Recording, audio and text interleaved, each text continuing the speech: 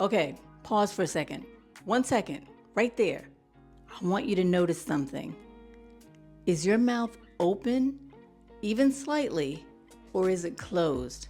In other words, are you breathing through your mouth without even thinking about it? Because if you are, and most of us are, that one unconscious habit is actually changing the shape of your face right now, today. And it has been for years. I know nobody told you, not your doctor, not your dentist, not your mama, nobody, until today.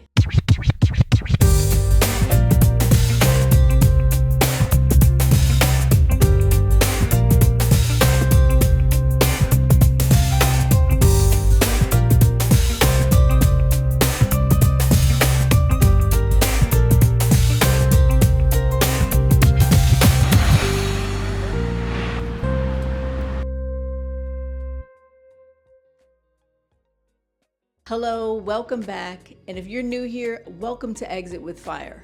I'm Miriam, the Exit Queen. This is the channel for the women who are done shrinking in their relationships, in their careers, in their bodies. What I'm about to share with you is gonna knock your socks off. That's Gen X humor.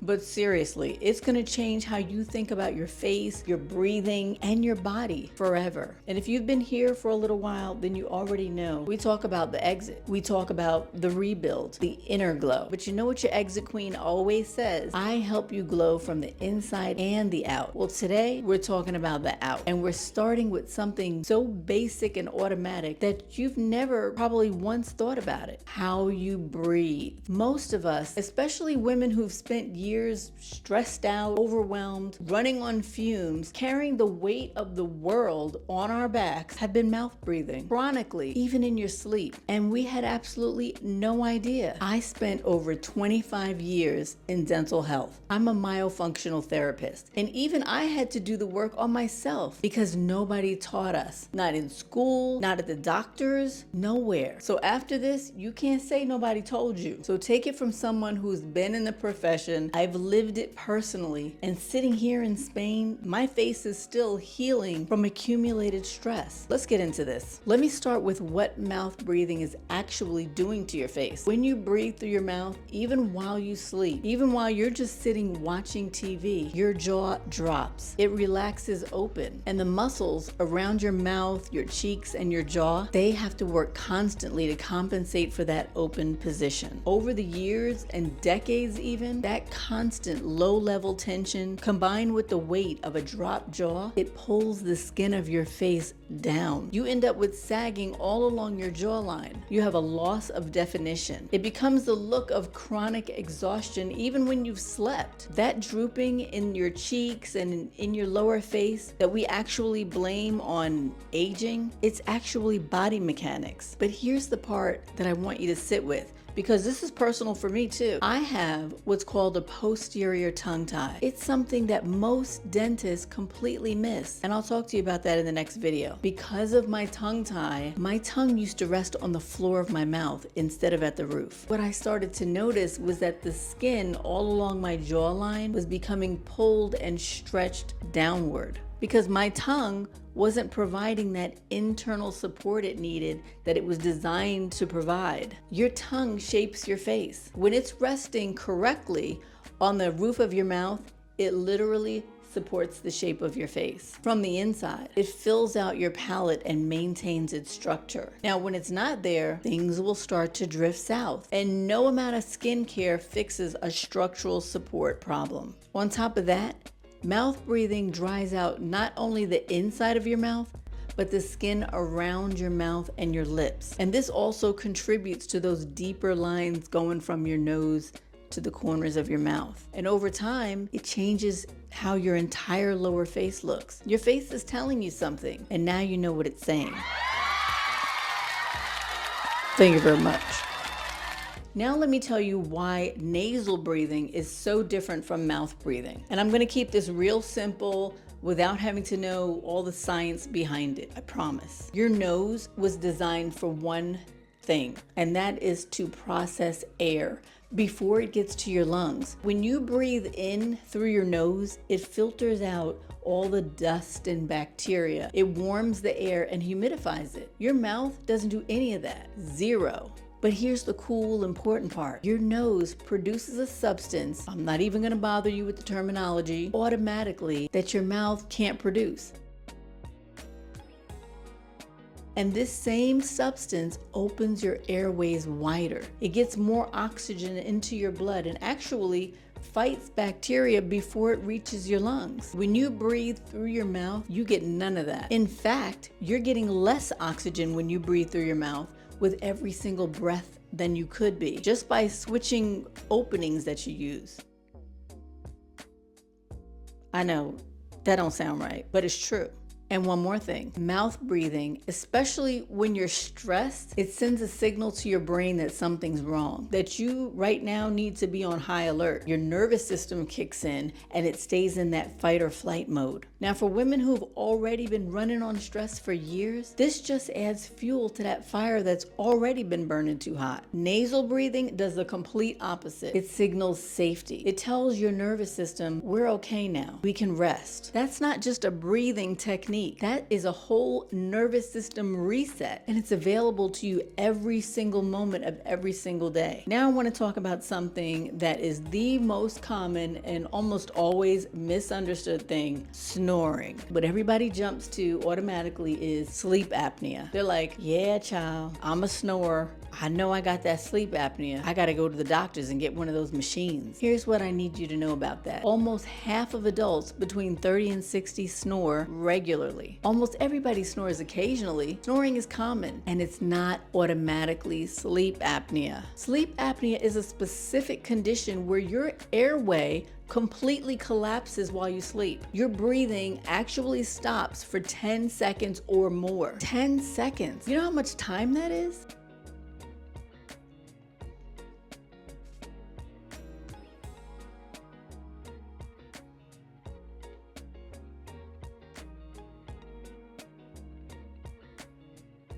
Sleep apnea is serious and it does need medical attention, but not everybody who snores has sleep apnea. And even bigger than that, not everybody that's diagnosed with mild or moderate sleep apnea is told that there is another option. What many people have, especially women, is a muscle weakness problem. Your tongue, throat, the soft tissue around the airway, when those muscles are weak, they collapse into the airway during your sleep. That's what causes the snoring. But the great news is muscle weakness can be fixed through exercise. There is scientific research to back this up, that specific exercises targeting those muscles, if you practice them daily, can reduce sleep apnea by up to 50%.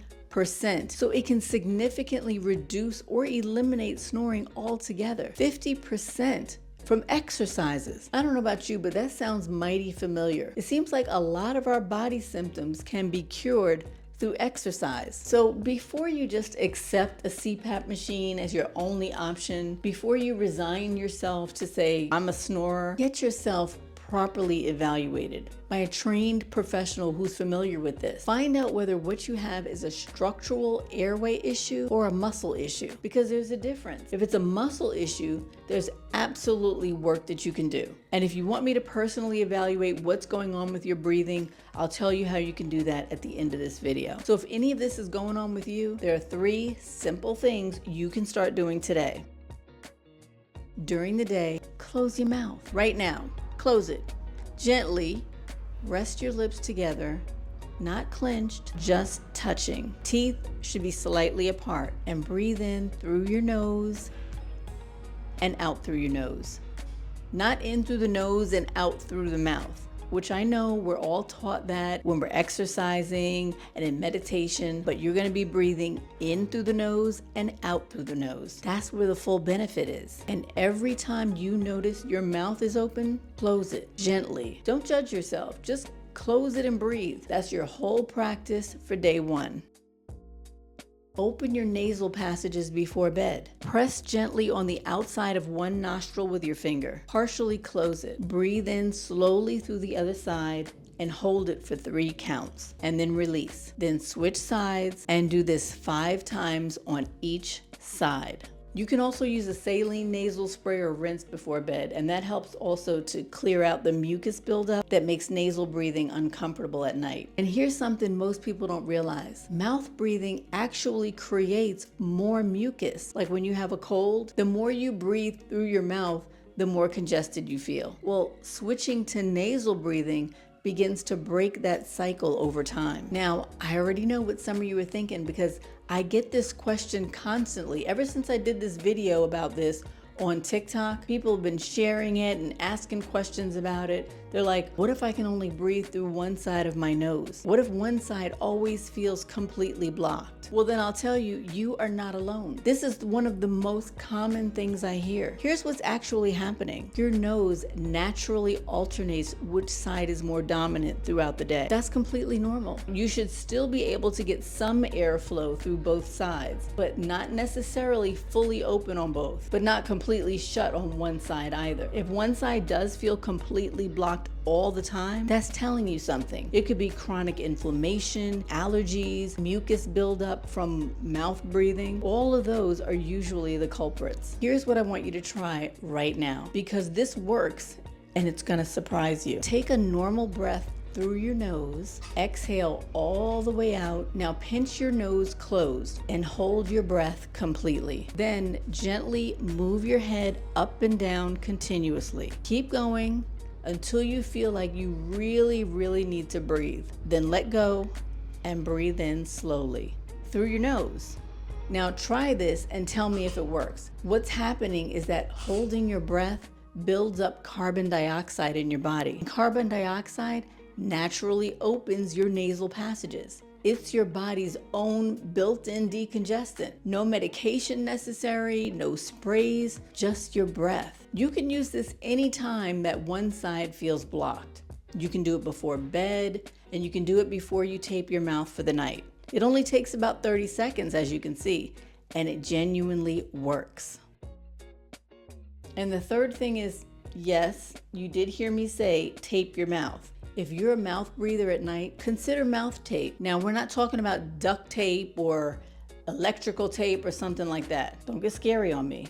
We're talking about medical mouth tape. It's gentle and it's specifically designed for this. It goes across your lips before you sleep, and it encourages your mouth to stay closed and your body to breathe through your nose. Now notice, I didn't say it keeps your mouth closed, because we don't want you to have a blocked nasal passage and then you can't even breathe through your mouth. Just for today, start with number 1. Just notice and close your mouth and then build from there. Here's what I want you to understand about everything we just talked about. Those years of stress, the difficult relationships you've been in, the jobs that drained you, the life that never quite fit, all of that didn't just affect your mind and your emotional well-being. It really rewired how you breathe. Chronic stress caused you to start breathing through your mouth, and it puts you in that fight or flight mode. And fight or flight ages your face. It disrupts your sleep. It keeps your nervous system running hot, sometimes for years. Now, this is not about vanity or chasing your youth. This is about understanding that your body has been communicating with you through the snoring, the exhaustion, through the face in the mirror that looks like it's more tired than you feel on the inside. The real glow up you're looking for,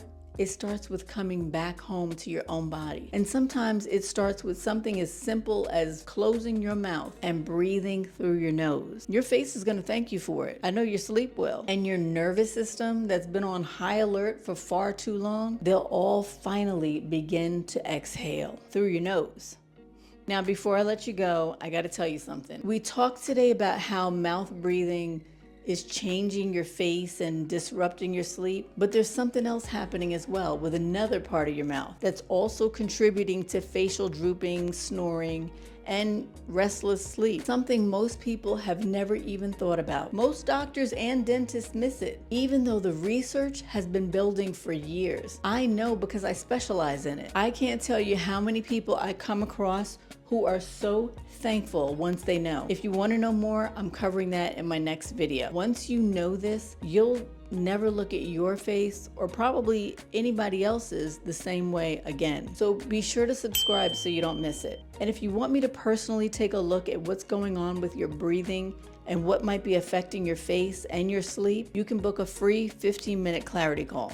The link is right below this video. I will evaluate what I see and tell you exactly how I can help. Or you can just keep on keeping on. And ladies, come join us in the Freedom Collective. It's my private sisterhood for women 50 and over. The link is also below. I'll see you in the next video.